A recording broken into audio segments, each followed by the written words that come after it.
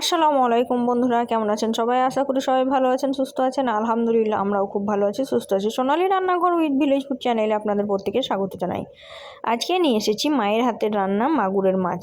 তো মাগুরের মাছটা অনেক বড় সাইজের ছিল, দেখে বুঝতে পারছেন। এটা 1300 ওজনের মাগুরের মাছ ছিল। আর মাছটাতে অনেক বেশি পরিমাণে ডিম ভরা ছিল। তো এই তো আমি মাছটা আপনাদেরকে ধরে দেখালাম। এখন আমি মাছটাকে কেটে নেব। মাগুরের মাছ কিন্তু জিন্দা অবস্থায় কাটতে হয়, তাই কেউ কিছু মনে করবেন না আমার কাটা দেখে যে জ্যান্ত অবস্থায় মাছটা কাটছে। মাগুরের মাছ সব সময় জিন্দা অবস্থায় কাটে, না হলে কিন্তু খাই না। তো তার জন্য আমি জিন্দা অবস্থায় মাগুরের মাছটাকে কেটে নিচ্ছি।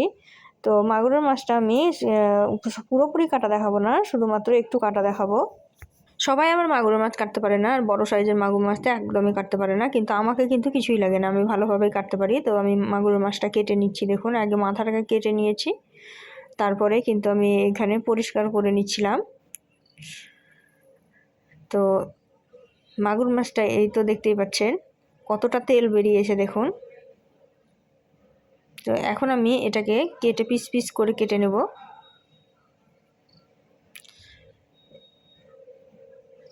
আর পিসগুলো কিন্তু আমি বড় বড় সাইজের করেছিলাম, যেহেতু এটা বড় মাগুরের মাছ, তাই বড় বড় পিস করেছিলাম। আর এই তো মাগুর মাছটা দেখুন, মাথাটাও অনেক বড় হয়েছিল।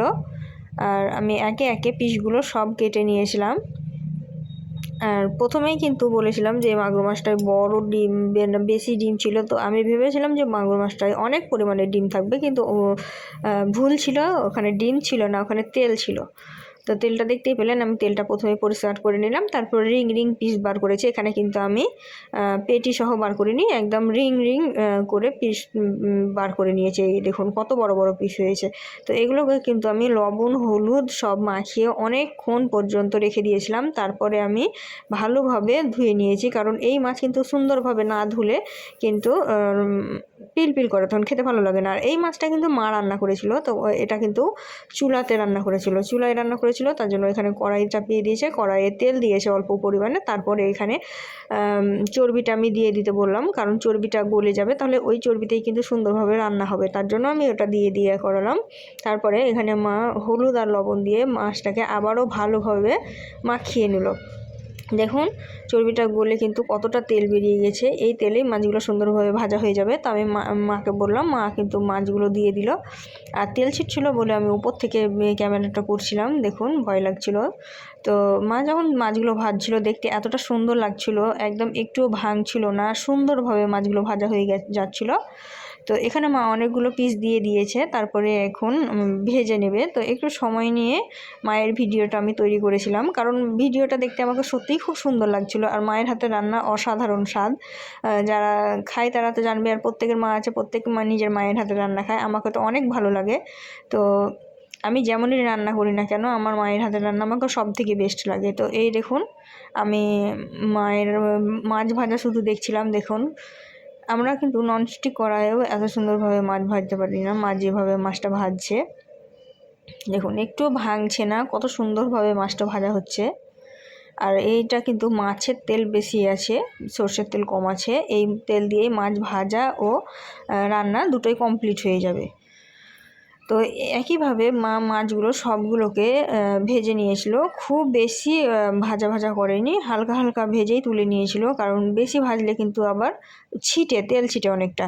আর এখানে মা আদা রসুন পেঁয়াজ আর কাঁচা লঙ্কা আর জিরা পেস্ট দিয়ে দিল, একসঙ্গে সবকে পেস্ট করে নিয়েছিল, তারপরে দিয়ে মশলাটাকে সুন্দরভাবে কষিয়েছিল। তো মায়ের রান্না সবসময় হালকা ফুলকা হয়, তারপরেও কিন্তু খেতে অনেক মজার হয়। মারা কিন্তু খুব বেশি মশলা ব্যবহার করে না, আমরা যেভাবে করি, কিন্তু তারপরেও কিন্তু অনেক সুন্দর খেতে হয়, খুব সাধারণভাবে রান্না করে। তো দেখতেই পেলেন মা এখানে হলুদ দিয়ে দিল, হলুদটা দিয়ে কষিয়ে নিচ্ছে। তো আমি বললাম, মা হলুদের পরিমাণটা একটু কম লাগছে, তো আর একটু হলুদটা দিয়ে দাও। মা বলছিল যে এই হলুদটা নাকি খুব ভালো হলুদ, বেশি পরিমাণে লাগে না। তো তবুও কিন্তু আমার বলার পরে একটু দিয়েছিল।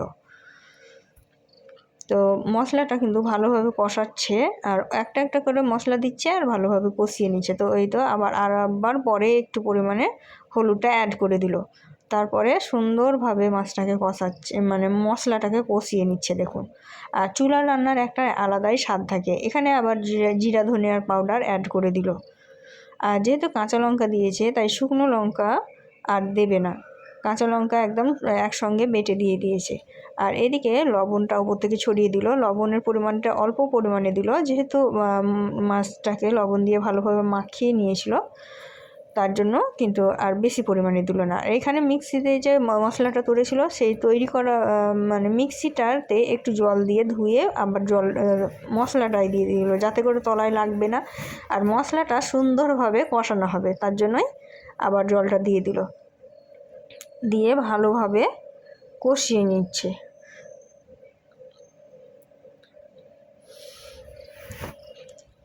সত্যি সত্যি মায়েদের হাতের রান্না কিন্তু অনেক মজার হয়। দেখতেই পাচ্ছেন এখানে কিন্তু মা খুব বেশি মশলা ব্যবহার করেনি। আর চুলায় রান্না অসাধারণ হয় খেতে। দেখুন একদম চুলায় সুন্দরভাবে মশলাটা কষিয়ে নিল। দেখুন তেলটা ছেড়ে দিয়েছে উপরে, আর এর থেকে বেশি কষাবে না। এখন এর মধ্যে মাছটা অ্যাড করে দিবে। মা রান্না করছিল তখন আমি দেখছিলাম শুধু মায়ের রান্নাটা। দেখুন ওপর থেকে তেলটা কত সুন্দর ছেড়ে দিয়েছে। আর এখন মা দুটো তেজপাতা অ্যাড করে দিল। তেজপাতা দুটো দিয়ে একটু নাড়াচাড়া করে দিল। এখানে কিন্তু কোনো রকমের গরম মশলা ব্যবহার করেনি, শুধুমাত্র তেজপাতা দুটোই দিয়েছে। তারপরে মাছটা ভেজে রেখেছিল, সেই মাছটা দিয়ে দিল, সমস্ত মাছ দিয়ে দিল। দিয়ে এখন মা বললো যে নাড়াচাড়া করলে নাকি ভেঙে যাবে, তাই নাড়াচাড়া করলো না, জল দিয়ে দিল। দেখুন জলটা দিয়ে দিল। এখন জলটা দিয়ে হালকা করে একটু নাড়াচাড়া করে দিচ্ছে, যাতে মাছটা ভেঙে না যায়, গোটা গোটা থাকে আর সব মাছ জলের মধ্যে ডুবে যেতে পারে। তো এইভাবেই দিয়ে দিল। আমার মতো কার কার মায়ের হাতে রান্না খেতে ভালো লাগে কমেন্টে জানাবেন। নিজেদের রান্না সব সময় দেখবেন অতটা ভালো লাগে না, কিন্তু মায়ের রান্না কিন্তু সব সময় একদম বেস্ট ফেভারিট। আমার তো খুবই ভালো লাগে।